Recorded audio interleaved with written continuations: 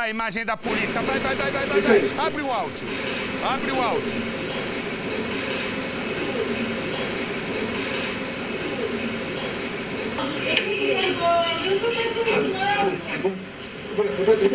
Você vai acompanhando comigo a entrada da polícia atrás de um criminoso. Ele é conhecido como ele é um assassino. Eu vou botar matéria da invasão da polícia agora no nosso Cidade Alerta. Põe no Cidade. Agentes entram em um beco no complexo do Chapadão. Armados com fuzis, discretamente, eles avançam pela comunidade até avistar a casa onde mora o criminoso.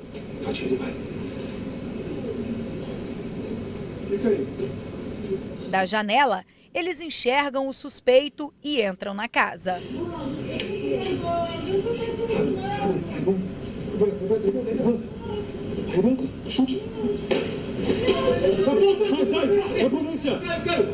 Na ação gravada por uma câmera que estava presa a um policial, a Divisão de Homicídios da capital conseguiu capturar Wagner da Silva Duarte, o Vaguinho, de 21 anos. Vaguinho é o principal suspeito de ter matado o segurança Rony Ribeiro Barbosa, de 30 anos. De acordo com a investigação, Rony já havia sido proibido pelos traficantes de passar pela Rua da Encarnação, local onde ele foi executado. E os criminosos cumpriram a promessa de matá-lo. De acordo com o delegado responsável pelo caso, essa proibição foi feita simplesmente pelo fato dele ser segurança de um supermercado. O delegado disse ainda que os traficantes estavam desconfiados de que Rony fazia parte da milícia. A polícia investiga a participação de outros comparsas. Para o delegado, o suspeito é um homem dissimulado. Além disso, ele costumava postar fotos na internet ostentando armas de fogo. E um detalhe, nunca havia sido preso antes. Não tem como não confirmar, né? Após ser apresentada aquela fotografia é dele e que ele pegava arma com traficantes da Boca de Fumo ali no Chapadão. Deixa eu contar uma história que acaba de me chegar. Ela se chama Beatriz e ele Diego. Ele tem 7 anos mais do que Beatriz. E ele tem uma cisma. Depois, eu não entendo como é que é esse negócio de homem, né? E olha que eu... quer dizer, eu não entendo esse negócio de homem. Quem tem negócio de homem aqui é Percival. Ó, deixa eu dizer uma coisa. Eu não entendo como é que tem certos homens que depois que ele conquista a mulher, ele acaba virando, acha que é dono, que a pessoa... Amar é ver o outro livre. Isso é que é amar. Amar é ver a outra pessoa livre, em liberdade, para que ela possa ser ela mesma. Não. A pessoa conhece a pessoa de um jeito, a outra de um jeito, e quer moldar no jeito que ele determinou ela, né? Porque também é canal de mão dupla isso, hein? E o que aconteceu? Quando ele conquista a Beatriz, ele começa a dizer o seguinte: por que está conversando com o Joãozinho? Não estou conversando não, só cumprimentei.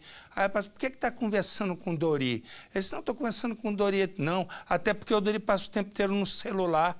Ele nem olha para mim. Aí, resumo. E ela vai, tadinha, não aguentando mais. O momento pior dessa coisa foi quando ela, né, conversava realmente com o Babalu, que era um amigo dela, e o cara passou e viu. Aí ela perguntou, e agora também está conversando com esse Babalu? Olha os nomes dos amigos dela também. Está conversando também com esse Babalu? Aí ela disse, porque Babalu, ele é maluco, tem nem fala, ele fica sentado e tal. Resumo, o que acontece? Acontece o seguinte, ela se cansa. Porque ela tem os amigos dela lá, tem o Joãozinho, tem o Babalu, tem o Dori, são amigos, todo mundo tem que ter, né? Resumo, ela abre. E ele diz, abrir o relacionamento? Mas você é minha. Ela disse, tu é nada. Eu agora vou seguir a minha vida. Naquele dia, os vizinhos escutam gritos. Mas aí já é tarde a hora do socorro. A história começa assim. Caderno na mão, e um só objetivo. Falta pouco para Beatriz se formar. A garota, que está no último ano da escola, já trabalha e ajuda a mãe nas responsabilidades de casa. A aparência frágil engana quem pensa que Beatriz é imatura. Com personalidade, sabe que a vida é dura e encara os problemas como gente grande. Em vez de ir para baladas, Beatriz aproveita o tempo livre para ficar com Lidiane. Mãe e filha são melhores amigas. Bom. Meu quarto tava uma bagunça. Você já estudou? Já. Diego também é um exemplo para a família. O rapaz tem 2 empregos. De dia, trabalha num restaurante e à noite numa pizzaria. Diego e Beatriz são vizinhos. Com a correria do dia a dia, os dois só se encontram de vez em quando. Aqui? Você mora aqui? Moro aqui. Mas sempre que Diego vê a vizinha, imagina como seria se fossem namorados. Aos poucos, Diego se aproxima. Eu percebi. É que eu gostei de você. Vamos sair qualquer dia desse aí? Vamos. Beatriz vai cedo para o trabalho e volta para casa antes de ir para a aula. Diego sabe da rotina da vizinha e dá um jeito de vê-la no intervalo da dupla jornada. Beatriz admira o esforço que Diego faz e dá uma oportunidade ao rapaz. Os dois agora são namorados. O romance é cheio de reviravoltas. Diego é inseguro. Mesmo sem Beatriz dar motivo, ele tem medo que a garota se interesse por outro. E os dois sempre brigam por nada. E é Diego que começa todas as discussões. Ele reclama da maquiagem de Beatriz. Mal sabe que a garota só faz isso para agradar. Maquiagem, Você gostou do não. batom? Que batom? Não era nem pra você estar usando batom desse aí. Mãe, eu acho chamativo, não. Nossa! Não, Beatriz. Beatriz desabafa com a mãe. Está chateada e decidida a terminar o namoro. Ela chama Diego para uma conversa direta. Beatriz, dá licença, viu? Brincadeira, mano. Precisava de tudo isso. Diego é pego de surpresa. Fica sem saber o que dizer. Poderia ser o fim da história do casal, mas Diego não desiste. Conhece a rotina de Beatriz e, portanto, não dá sossego. Liga, manda mensagens, vai até a casa da moça, faz de tudo, mas nada adianta. Quando a ficha de Diego cai, ele decide o futuro da ex-namorada. Beatriz não pode mais namorar ninguém. Beatriz, posso falar com você? Não. Já conversamos o que tinha pra falar. Volta comigo, por favor, Bia. Não. Volta Diego, comigo. por favor. Eu já falei pra você que não dá certo. Procura o seu lugar. Diego aproveita que Beatriz está sozinha em casa. Tenta entrar pela porta da frente, não consegue. Dá a volta e entra pelos fundos. Beatriz está no quarto. Nem desconfia de que Diego está perto. E quando vê, se assusta. Sem perder tempo, Diego ataca a ex-namorada. Ela tenta correr, mas cai desacordada. Diego foge antes da chegada da polícia. A mãe de Beatriz está no trabalho e o telefone toca. Ela recebe a notícia da morte da filha. Como assim? Os olhos dela perdem o brilho. Antes, o olhar que era de felicidade, agora é um olhar vazio. Uma jovem dedicada à igreja, que gostava de cantar e dançar.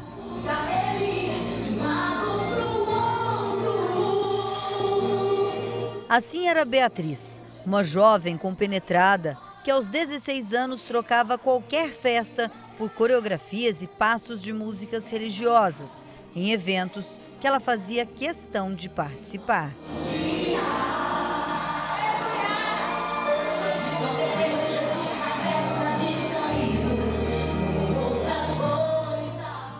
A garota representava a vida desta mulher. Lidiane perdeu a filha mais velha, única mulher, assassinada pelo ex-namorado Diego, de 23 anos. Alguém que teria se transformado com o fim do relacionamento. A mãe ficou sem a filha, sem a grande amiga. Tudo que acontecia com ela, o que ela fazia, os planos que ela queria, que ela estava fazendo, tudo ela falava comigo, tudo. Por esse portão, a polícia tem certeza que o assassino não entrou. Este acesso não foi usado pelo Diego, local que ele conhecia muito bem.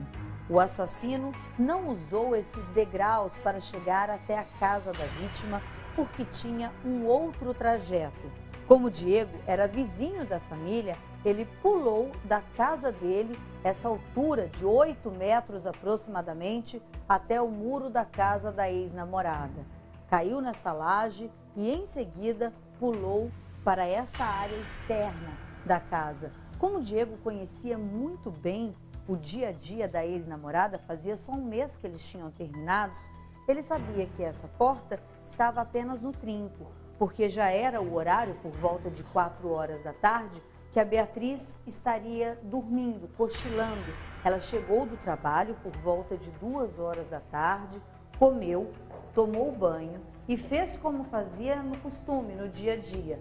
Foi até o quarto para dormir e foi exatamente num horário como este que o Diego invadiu a casa e o quarto da ex-namorada. Segundo a polícia, este foi o local onde Diego atacou a ex-namorada. Esta cama, ela estava encostada aqui na parede onde ela ficava, a vítima estava deitada. O Diego já chegou com a faca aqui no imóvel, atacou a ex-namorada, que depois de estar muito ferida, ela ainda conseguiu voltar aqui para a área externa da casa, pedindo por socorro, pedindo por ajuda.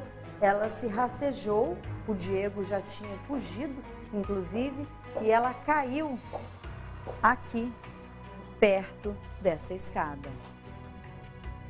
Daqui ela caiu, foi quando a vizinha de baixo viu, que morava aqui nessa casa, viu ela apontando para cima. Foi aí que tudo indica que quem foi o assassino foi o ex-namorado dela mesmo, que mora na casa de trás onde ela estava apontando. Murilo diz ainda que a vizinha gritava tanto que ele foi ver o que estava acontecendo e acredita que houve descaso. Até agora ninguém se prontificou a fazer nada, ninguém foi atrás. A perícia mesmo veio aqui no dia do crime, da cena do crime, fizeram tudo de qualquer jeito e foram embora, entendeu? Por incrível que pareça, a arma do crime, a faca, eu que encontrei aqui na casa, debaixo da geladeira. O assassino não chamou a atenção de ninguém, nem da vítima. A mãe estava trabalhando no momento do crime. Beatriz estava sozinha em casa. Depois do ataque do ex-namorado, Lidiane recebeu o telefonema e correu para o hospital. Aí o mundo se abriu para mim, um chão se abriu. E a dor muito forte. Muito forte. Não tem explicação. Acabou. Acabou com a minha vida, com a vida da minha filha, da minha família inteira. Acabou. Presente que Deus me deu. Diego trabalhava num restaurante até às 3 horas da tarde e entregava pizza à noite. E foi depois de chegar do primeiro serviço que ele foi ao encontro de Beatriz. Antes, deixou a moto na garagem e o celular carregando. Aí disse que ela ouviu o barulho da moto, normal. Aí disse que ele desceu aqui para casa, né? Acho que inclusive foi a hora que ele colocou o celular dele para carregar. Aí disse que ela depois, aí minha mãe disse que não viu mais nada, né? Logo depois do assassinato, a família de Diego também estava em choque. Não imaginava que Diego, até então sem nenhuma passagem policial, poderia cometer um assassinato.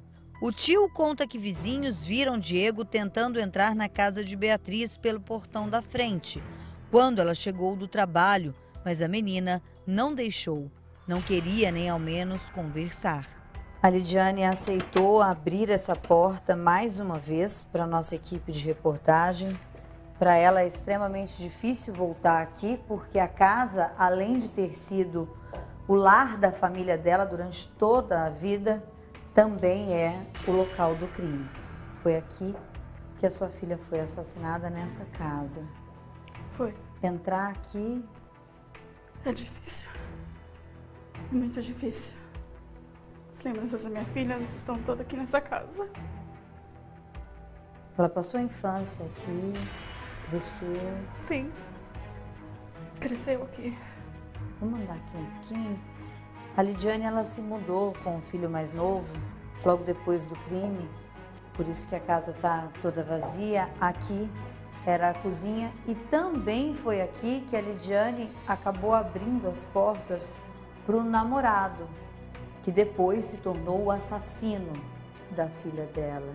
Saber que você recebeu ele aqui, que você deu carinho para ele, é ainda pior? Torna o crime ainda pior para você? Torna pior. Porque foi aqui nessa casa que eu abri a porta para ele.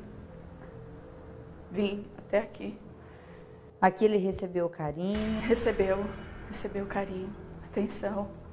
E você me disse, inclusive, que você chegou a pegar ele no colo, porque ele morava aqui na mesma região, né? Sim, quando eu era criança. Mais difícil ainda.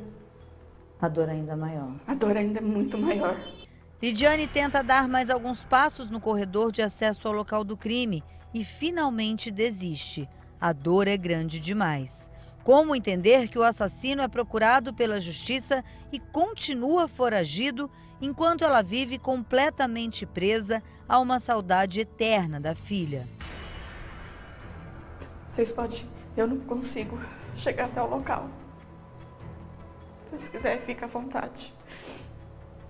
Diego e Beatriz estavam separados há um mês, após várias idas e vindas. O namoro durou 1 ano e meio, mas acabou porque Diego era muito ciumento. Ela gostava muito dele. E ele tratava ela bem.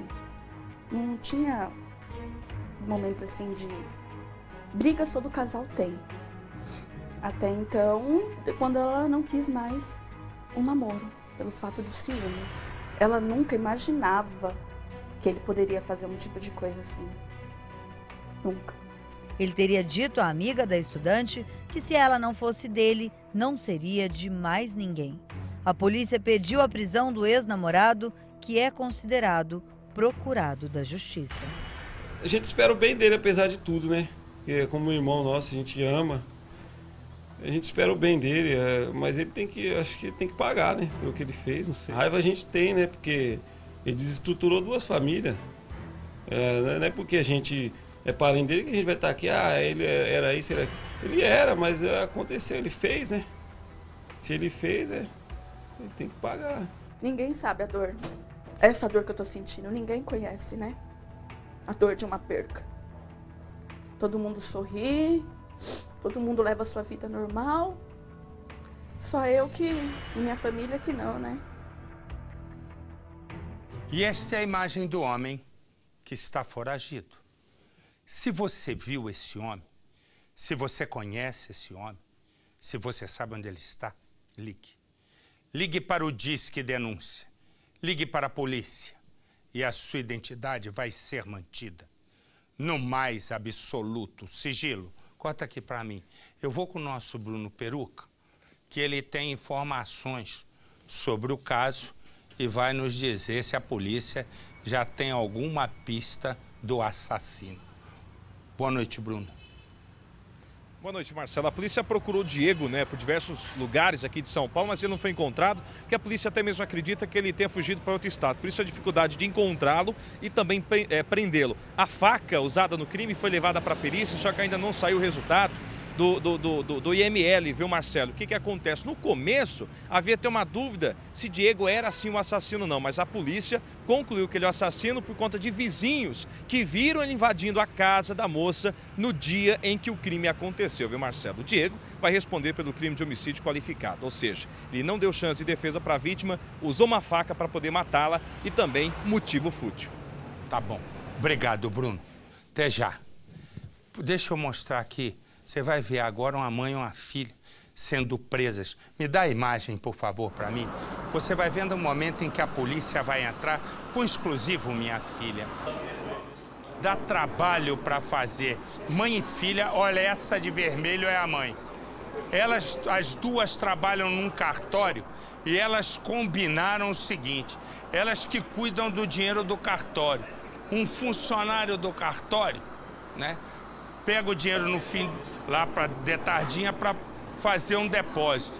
Ela convence a filha a convidar o namorado da filha e mais um outro, olha a filha lá, né, para assaltar o sujeito. Aí, deixa rodando atrás também, aí acontece o seguinte, corta aqui para mim.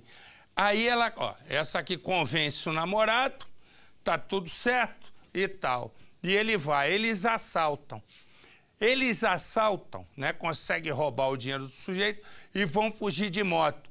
Na fuga, o namorado dela com comparsa batem com a moto num poste e morrem na fuga. Aí a polícia chega, pega o celular, tá toda a conversa da filha dessa aí com o namorado, planejando todo o crime.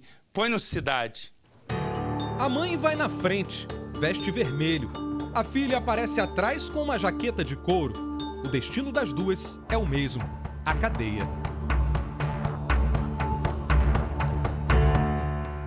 De acordo com a polícia, Tamires e Elaine Guimarães dos Santos elaboraram um plano que não deu certo.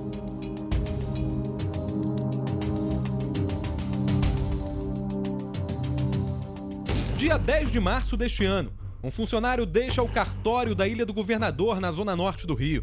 Ele carrega uma mochila com R$60 mil para fazer um depósito bancário. No meio do caminho, é surpreendido por 2 criminosos de moto. Os assaltantes pegam o dinheiro e fogem. Policiais civis que passavam pelo local iniciam uma perseguição. Os bandidos perdem o controle e batem num poste. O acidente na estrada do Galeão provoca as mortes de Adilson Nolasco Menezes e Lucas Barbosa Lopes. A ação deixou uma pergunta no ar. Como os ladrões sabiam que a vítima levava R$60 mil? Os investigadores tinham uma suspeita. Os bandidos teriam recebido informações privilegiadas. O celular de um dos assaltantes, apreendido aqui no dia do crime, transformou a desconfiança em certeza. A polícia então descobriu que um dos assaltantes, Adilson, trocou várias mensagens de WhatsApp com Tamires. Veja os diálogos dias antes do crime. Tamires escreve: "Quero dinheiro." O ladrão ri e completa: "Só mostrar quem é e o dia e a hora que ele vai ao banco." Tamires manda a foto da vítima. A conversa continua. Adilson quer mais detalhes e pergunta: "Mas tem como saber o dia que ele vai com 20 mil?" Tamires responde: "Aí só eu resolvendo com minha mãe junto, porque ela faz as contas e dá o dinheiro para ele ir no banco." A polícia descobriu que Tamires e o assaltante namoravam há 7 meses. Faltava então a última peça do quebra-cabeça, a identidade da mãe da jovem. Os agentes ouviram todos os funcionários do cartório e encontraram a mãe de Tamires entre eles. Depois de 2 meses de investigação, a justiça determinou a prisão de Elaine e da filha. Os agentes da delegacia da Ilha do Governador montaram uma operação e seguiram para o cartório. Estas imagens foram gravadas por um dos investigadores. As equipes entram no estabelecimento e vão direto para a mesa da funcionária. A delegada dá voz de prisão. Elaine Guimarães dos Santos é algemada. Em seguida, é retirada pelos policiais do local onde trabalhava há 4 anos. O responsável pelo cartório ficou surpreso e preferiu não gravar entrevista. Ele disse que a funcionária nunca chegou atrasada, nem apresentava sinais de envolvimento em crimes. Ao saber da prisão, a filha de Elaine, Tamires, resolveu se entregar. A polícia acredita que ela tenha convencido a mãe a colaborar com o roubo de R$60 mil. Os agentes já têm certeza de que Tamires recrutou um namorado. Ele estava sem trabalhar há um tempo e a própria irmã disse que ele foi incentivado por ela. Incentivado por ela. Hein? Uma mãe e uma filha, com um empreguinho arrumado, tudo direitinho num cartório. Imaginar um assalto é brincadeira, né, Faraó? E essa receita aí vale para esclarecer todos os casos desse tipo. Não existe roubo dessa forma, a famosa saidinha, sem informação que parte lá de dentro, Marcelo. Claro, não tem não, mas tinha que partir de dentro. Elas é que cuidavam do dinheiro. Pessoal, tá dormindo? Foi elas que deram o dinheiro pro funcionário. E para o funcionário que levava... Isso é uma pista para esclarecer muitos casos. Tá com febre. É por isso, tá com febre.